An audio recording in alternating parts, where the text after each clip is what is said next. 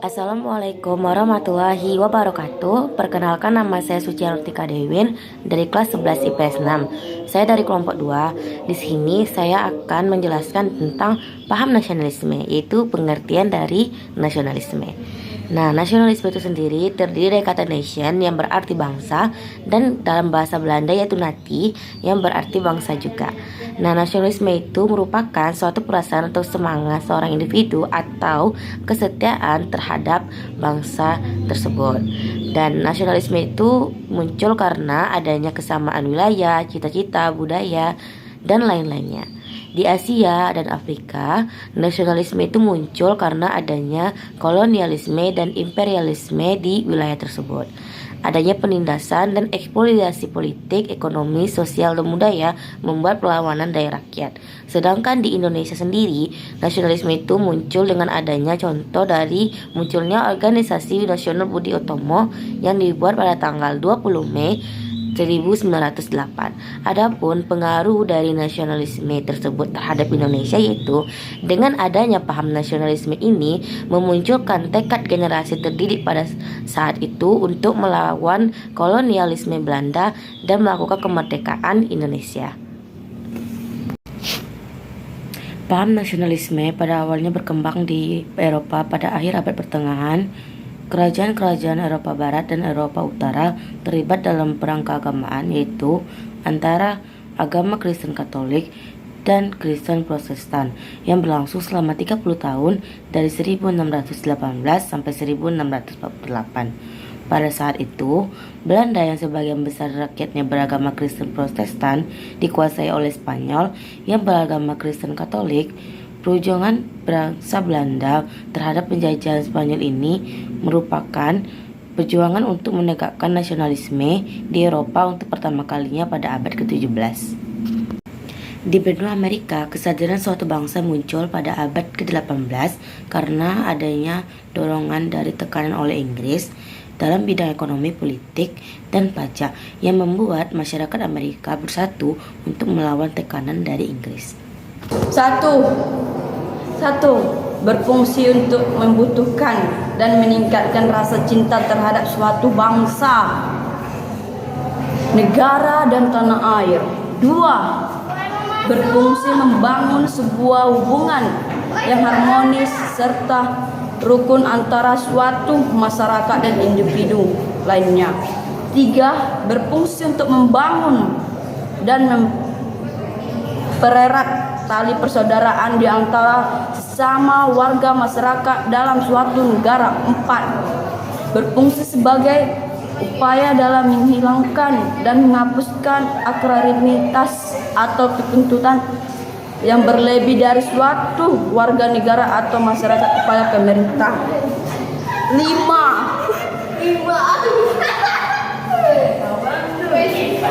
berfungsi sebagai usaha dalam menimbulkan sebuah semangat untuk bisa secara rela berkorban demi bangsa, negara, dan tanah air. 6, berfungsi menjaga sebuah bangsa, negara, dan tanah air dari serangka para musuh yang kemudian mengancam negara, baik itu dari luar negeri maupun dalam negeri. Sekian dari saya, terima kasih. Saya Inggia, di sini saya akan melanjutkan sebuah materi yaitu ciri-ciri nasionalisme. 1. Terdapatnya sebuah persatuan dan kesatuan sebuah bangsa. 2. Terdapatnya sebuah organisasi yang memiliki bentuk modern dan memiliki sifat nasional. 3. Terdapatnya sebuah perjuangan yang kemudian dilakukan dan memiliki sifat nasional. 4. Bertujuan memerdekakan dan mendirikan sebuah negara yang merdeka serta menjadikan kekuasaan berada di tangan para rakyat. 5. Nasionalisme umumnya lebih mementingkan pikiran sehingga pendidikan kemudian berperan penting dalam suatu upaya mencerdaskan kehidupan berbangsa dan bernegara. Saya Dea ingin melanjutkan penjelasan dari Inggia. Nah, saya akan menjelaskan tentang jenis nasionalisme. Jenis nasionalisme itu terbagi menjadi 4, yaitu 1. Nasionalisme revolusioner. Terjadi di Perancis pada akhir abad ke-18 ditandai dengan era politik yang berkeinginan untuk melakukan demokratisasi, tetapi lembaga yang ada tidak memadai untuk mengimbanginya. Nah, yang kedua, nasionalisme kontra revolusioner. Terjadi di Jerman sebelum Perang Dunia Pertama. Di suatu negara yang bernasionalisme kontra revolusioner, para era politik menganggap dirinya selalu benar sehingga mereka menyerang pihak yang dianggap mereka musuh dan melawan kepentingan melalui lembaga perwakilan yang ada. Nah, yang ketiga, nasionalisme sipil. Merujuk pada perkembangan di wilayah Britania Raya dan Amerika Serikat, nasionalisme ini bisa dikatakan ketika memiliki lembaga perwakilan yang kuat dan era politiknya yang memiliki kelenturan dalam berdemokrasi. Nah, yang keempat, nasionalisme suku, ras, agama, dan antar golongan atau SARA. Nasionalisme ini jenis nasionalisme ini terjadi di Yugoslavia dan Rwanda. Ciri nasionalisme ini terlihat dari era politik yang tidak menganut paham demokrasi dan mengekspresikan kepentingan hanya untuk membela satu kelompok demi kepentingan perwakilan yang ada. Nah, itu saja yang saya jelaskan. Terima kasih. Perkenalkan, nama saya Yunita Trisanta. Saya akan membacakan bentuk-bentuk nasionalisme serta contohnya. Bentuk nasionalisme serta contohnya. Retno Listiarti dalam buku Pendidikan Kewarganegaraan menjelaskan 6 bentuk nasionalisme sebagai berikut. 1. Nasionalisme kewarganegaraan. Nasionalisme kewarganegaraan adalah nasionalisme di mana negara memperoleh kebenaran politik dari partisipasi aktif rakyatnya keanggotaan suatu bangsa bersifat sukarela. Bentuk nasionalisme ini berawal dari Jean-Jacques Rousseau dan menjadi bahan tulisannya. Salah satu tulisan Jean-Jacques Rousseau yang membahas nasionalisme kewarganegaraannya adalah sebuah buku berjudul kontrak sosial atau kontrak sosial. Nasionalisme etnis. Nasionalisme etnis atau etnonasionalisme adalah di mana negara memperoleh kebenaran politik dari budaya asal atau etnis sebuah masyarakat.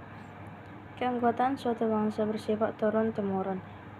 Contohnya, Joko terlahir dari suku Jawa sehingga ia berbicara menggunakan bahasa Jawa karena bahasa itu dipakai oleh keluarga dan orang-orang sekitarnya. Nasionalisme romantik. Nasionalisme romantik merupakan bentuk nasionalisme etnis di mana negara memperoleh kebenaran politik sebagai sesuatu alamiah dan merupakan ekspresi dari bangsa atau ras. Nasionalisme romantik menitik beratkan pada budaya etnis yang sesuai dengan idealisme romantik. Contoh nasionalisme romantik adalah cerita rakyat pejuang Grimm bersaudara Kaya Hadir yang merupakan koleksi cerita etnis Jerman. Nasionalisme budaya. Nasionalisme budaya ditandai dengan kebenaran politik dari budaya bersama, bukan dari sifat keturunan seperti warna kulit, ras, dan sebagainya. Contoh adalah negara Cina yang berdiri berdasarkan persamaan budaya. Unsur ras dikesampingkan sehingga golongan minoritas masih diangkat sebagai rakyat negara Tiongkok. Kesediaan dinasti Qing untuk menggunakan istiadat Tionghoa membuktikan keutuhan nasionalisme budaya. Nasionalisme kenegaraan. Nasionalisme kenegaraan merupakan variasi dari nasionalisme kewarganegaraan. Dalam nasionalisme kenegaraan, bangsa adalah suatu komunitas yang memberikan kontribusi terhadap memelihara dan kekuatan negara. Contoh nasionalisme kenegaraan adalah fasisme Italia dengan slogan dari Mussolini yaitu Tutto nello Stato, niente al di fuori dello Stato, nullo contro lo Stato. Semua di dalam negara, tidak ada satupun di luar negara, tidak ada satupun yang menentang negara. 6. Nasionalisme agama. Nasionalisme agama terbentuk karena negara memperoleh legitimasi politik dari persamaan agama. Misalnya di Irlandia, nasionalisme bersumber dari persamaan agama masyarakatnya yaitu agama. Assalamualaikum warahmatullahi wabarakatuh. Perkenalkan, nama saya Nurul Alifa Amanda. Contoh nasionalisme. Berikut contoh nasionalisme di kehidupan sehari-hari seperti pendidikan, keluarga, dan masyarakat. 1. Memilih memakai produk dalam negeri. Contohnya memakai batik. 2. Bangga sebagai warga negara Indonesia. 3. Menjaga nama baik negara. 4. Menjaga persatuan dan kesatuan bangsa. 5. Sebagai orang tua memberikan pendidikan dan contoh sikap nasionalis pada anak-anaknya. 6. Memberikan contoh cinta dan menghormati tanah air tanpa memandang rendah bangsa lain. 7. Mengawasi lingkungan interaksi anak di lingkungan sekitar. 8. Sebagai pelajar menanamkan sikap menghormati jasa para pahlawan dan cinta tanah air. 9. Mengadakan upacara bendera setiap hari Senin. 10. Memberikan bekal pendidikan moral pada anak muda supaya tidak gampang menyerap hal-hal negatif. Pengaruh buruk bisa mengancam ketahanan nasional. 11. Taat pada aturan yang berlaku. Toleransi meski berbeda keyakinan, suku, dan budaya. 12. Melestarikan budaya Indonesia di kancah internasional. 13. Menjaga ketertiban dan kerukunan di lingkungan tempat tinggal.